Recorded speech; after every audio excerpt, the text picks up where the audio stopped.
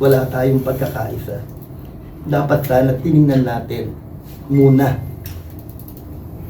ang kalagayan ng ating dating Pangulo. Matanda na siya. At doon sa kanyang katandaan, dapat niya lamang siya bigyan ng parangal dahil sa serbisyong kanyang ginawa. Sa serbisyong kanyang ginawa, inialay niya ang kanyang buhay sa tindi ng mga isyo, extrajudicial killing. Paano magiging liable ang si Presidente sa isang extrajudicial killing? Hindi naman siya ang pumatay doon. Inatupad lang ang batas. Dahil ang batas ay para sa lahat. Ang batas, ang pinakamataas na panuntunan ng mga mamamayang Pilipino. Correct. Walang tataas sa batas. Ang nakakasakit doon na loob at nakakapanghina natin. Dahil gusto niya nasugpuin ang kriminalidad, ang corruption, ang laban tungkol sa droga.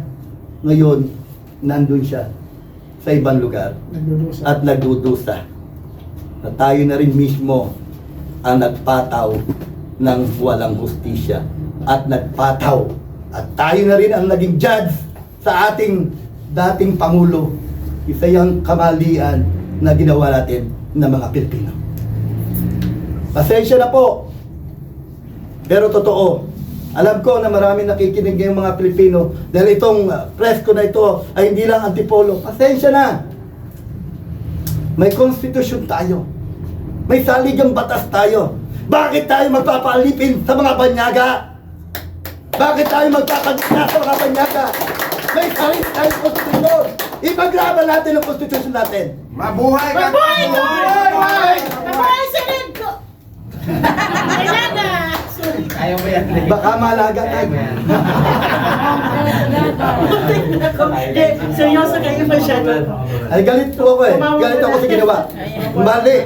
Hindi yung naging tama. Proseso dapat. May proseso. Dahil naging Pangulo natin sila. Kahit tayo, naglingkod tayo ng mahabang panahon. Bago ang kasasadlakan mo, dadaling ka sa ibang bansa para doon ka ikulong, doon ka litisin. Anong klaseng Pilipino? Anong klaseng Pilipinas meron tayo?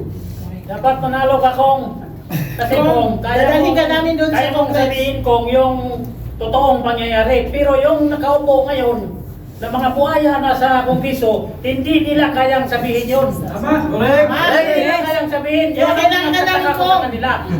Eh, ngayon nga, Kaya sumasagat, kung dalawang sana beses kung na. mananalo ka para lahat mga Pilipino, lahat na.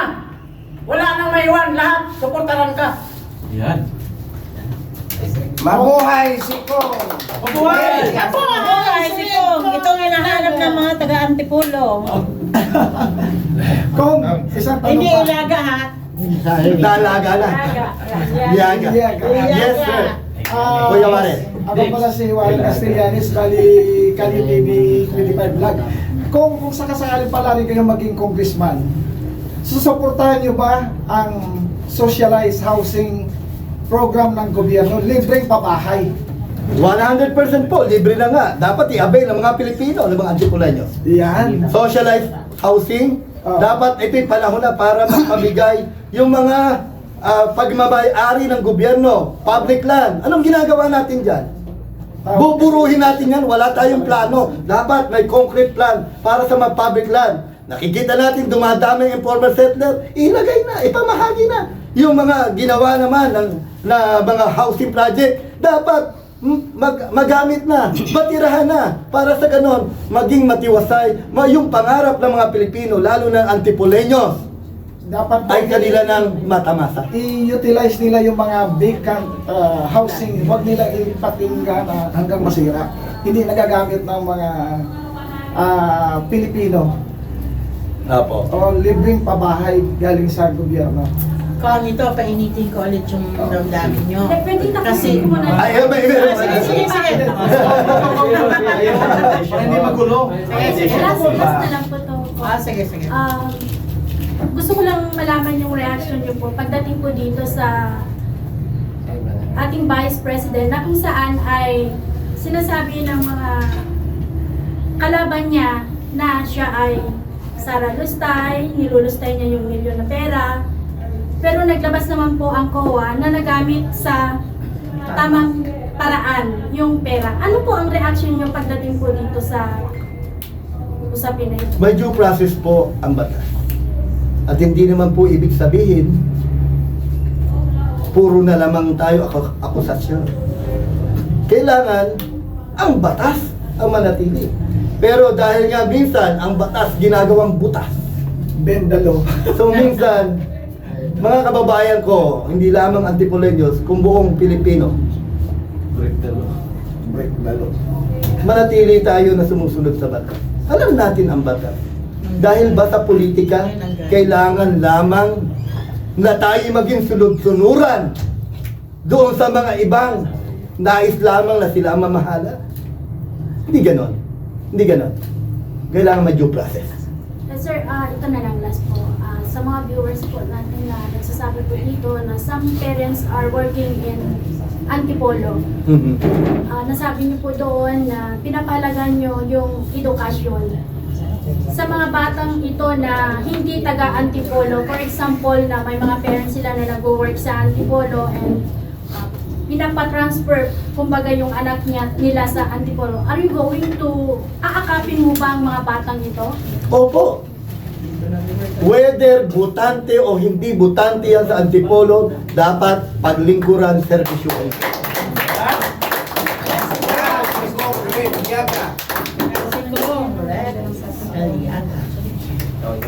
Okay po. Alam ko po mainit yung talakayan natin na pero unfortunately po, pwede rin po tayo mag-accommodate ng isa pang tanong. Pero Agad dalawa na lang. May gusto akong tanong kanina eh. May hindi ako nasagot kanina. May hindi ako nasagot kanina sa flood control. Sino yung Ako tanong sir, yun? ako po yun. Kayo po, sorry po, hindi ko po nasagot. Sasagutin ko po. Sir, next po. Tapos kayo. Ang flood control project po, na issue daw, na issue ngayon, na medyo mainit sa buong Pilipinas, sa lungsod ng Antipolo, sa ikalawang distrito ng Antipolo. Hindi natin sigurado. Kaya sabi ko daw, kailangan po ito ay tayo po ay mahalal sa Kongreso, dapat pong alamin natin ito. Malaman natin ang dahilan kung ito ba ay totoo o hindi. Pangalawa, ang concern natin dito ay bilang mga taxpayer. Dapat alamin natin na kung talagang nagkaroon ng ganitong proyekto o walang proyekto. Walang baha sa Antipolo. Correct. At ako ay nag-iisip, kahit ako rin ay nabigla, na mayroong ganyang balita na ako ay nadinig, na tayo ay nadinig, na mayroon daw flood control project sa Antipolo. Marami pong baradong mga drainage dito. Dahil hindi nga agad nalinis, dahil syempre pagdating ng kalamidad, ng baha, eh hindi po na-i-advance agad na malinis. Pero ngayon ay sinisikap na yata dahan-dahan na lunasan, linisin yung mga estero, yung mga kanal. Kaya napakalaking, this is a wake-up call for us. Ano? Bakit natin sasayangin ang pondo ng bayan sa mga walang kakwentang-kwentang proyekto na hindi nakikita at napapakinabangan? Panahon na rin para bilang mga Pilipino, bilang Antipoleños, na tayo ay magbantay. Tayo ay taxpayers. Ang dapat ang pondo ng bayan, saan napupunta ang proyekto? Saan dinadala ang pondo? Anong gastos ang ginawa dyan? Dapat po yan bukas sa mga mata ng publiko, sa mga kababayan natin. Yan po ang dapat. Hindi natin itatago yan. Walang dapat itago sa panunungkulan. Dahil kami po ay tapala rin bilang maging congressman ng 2nd District ng Antipolo. Wala akong dapat itago. I will offer myself as your representative, as your bosses sa Kongreso, sa ikalawang distrito ng Antipolo. Bukas, ang ating pamahalaan, ang ating opisina, 24 hours. Kung wala po kayo nakikita 24 hours na House of Representative member o yung distrito, sa ating pong pamamahala, 24 hours na po.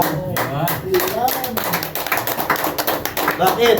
Eh kung kailan madaling araw, mayroong problema. Di ba? Lalong may problema pagkagabi. Walang matakbuhan. Kaya bukas po yan 24 hours. No? At magiging transparent po tayo sa ating pamumuno, sa pondo, kung saan napunta ang proyekto, magiging bukas sa mata ng publiko. Salamat po. So kung ibig sabihin, magtatag kayo ng action center. Opo, yan po ang una natin gagawin. Magkaroon ng action center 24/7. 24/7 ang ikalawang distrito ng Kongreso. Mabuhay ka kung. Mabuhay. Ano po, kagaya po lang nabanggit natin kanina, no, makakapag-accommodate na lang po tayo ng dalawang pantalan. Pero wag po kayo mag-alala kasi makakasama niyo pa mamaya si Congress, kasama din po ang kanya may bahay na si Ma'am Rowena over lunch po. Yes. Pwede niyo pang tanungin sa mamaya. Pero as of now po, dalawang tanong pa po pwede natin accommodate, sir. So, ano kay sir po? Magandang umaga kong Oh. congrats po. Dahil ngayon pa lang nakikita kong papalapit ko sa Ayan. So, marami po kasi lang mga tumatakbo. Ang una po natin tinitingnan is katangian. So ano po yung katangian na meron po tayo na wala po sa ating katunggali? Ayan. Katangian ni Red Llaga, walang itinatago. Action. Walang dungis. Bukas si Red Llaga sa lahat ng mamamayan ng Antipolo. Press the press po. Sariwang-sariwa si Red Llaga. Dahil po sa ating katangian, una-una, I believe in God. That the source of our life and our soul. Naniniwala po ako sa makapangyarihan Diyos na buhay. Na siya talaga namang naghahari at nagmamayari sa atin. Tayo ay mga katiwala lamang. Mawawala tayo sa mundong ito. Pero ang Diyos, pag minahal natin, hindi tayo napupunta sa masama. Pangalawa, ako po ay galing sa mahirap. At nakita ko ang tunay na kalagayan ng ating mga kababayan naghihirap. Kulang sa serbisyo, kulang sa kalinya, kulang sa malasakit. Parehas din ako na mamamayan na naghahanap at naghahangad dito. Ang pinagkaiba ko lang, hindi tayo titigil, hindi tayo susuko hanggat hindi natin nakakamtan ang serbisyo na para sa ikalawang distrito ng Antipolo. Salamat po. Sir? Para maganda. Okay na. Congressman Red Llaga, ang Antipolo po ay isa po sa maraming taga-suporta po ni Pangulong PRRD. Ano po ang inyong panawagan para po sa mga supporters ni PRRD dito sa Antipolo, lalong-lalo na sa Sikan District ng Antipolo po? Sa ating mga kababayan sa lungsod ng Antipolo at sa mga supporter ng ating mahal na dating Pangulo Rodrigo Roa Duterte, hinihiling ko po ang inyong tulong kay Kuya Red Llaga sa Kongreso. Dahil kabahagi po si Kuya Red Llaga para isulong ang tunay na pagbabago sa lungsod ng Antipolo. Kagaya niyo rin ako na sabik na sa tunay na pagbabago. Real change, transformation, transparency, good governance. Alam ko na maraming supporter ang ating dating mahal na Pangulo Rodrigo Roa Duterte sa ating lungsod. At hindi lang sa ating lungsod, kundi sa buong Pilipinas, sa buong Rizal. Pagkakataon na natin to, magkaisa tayo, no? Magtulungan tayo, magsuportahan tayo. Tulungan niyo po ako na manalo dito sa laban sa Kongreso. At sigurado po na gagawin kong patas, pantay-pantay ang paglilingkod sa ikalawang distrito ng Antipolo. Maraming salamat po, Congressman. Salamat.